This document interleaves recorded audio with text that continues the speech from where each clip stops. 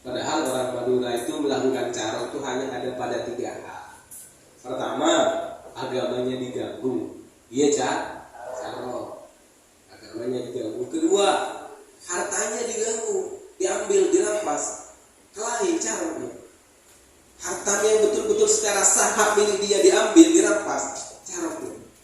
Yang ketiga, istrinya diganggu oleh orang. Bukan selingkuh ya. Diganggu. Kalau selingkuh, abdi boleh cacar. Abdi boleh. Karena agama juga mewajibkan itu untuk kita membelanya pada 3 hal itu. Jadi yang namanya sakira lomba acarok itu karena bini Pak Sakira perkosa bibrutin.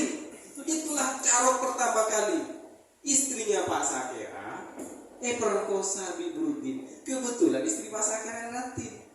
Brutinnya tak terlaku. Lakona cuma keberan ketemu. Sehingga dia menjadi bujang lapuk yang tak laku-laku. Terus ke bini Pak Sakira. Karena Pak Sakira sedang tidak ada di rumahnya, maka diperkosa. Lalu istri Pak Sakira. Terjadilah apa yang disebut dengan tradisi carok. Dan sekarang celakanya lagi masyarakat Madura sudah gampang emosional, gampang emosian.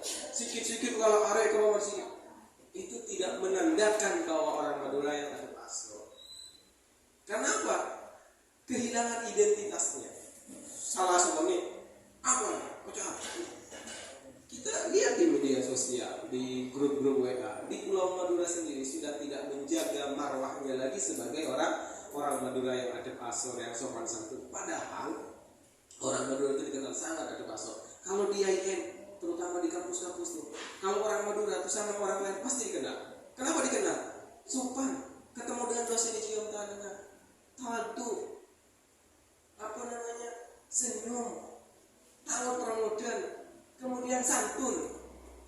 Itulah ini yang kemudian kita sebagai lenceng praduta kebudayaan yang kita harus tonjolkan di kampus. Kalaupun ada fenomena di Madura orang saling peteng gara-gara pilkades, gara-gara matanjat dan lain sebagainya, sudahlah itu menjadi bagian catatan kelam kehidupan kita karena peristiwa kita dengan etnis lain perkelahian di beberapa tahun konflik sebelumnya, biarlah itu jadi catatan masalah kita.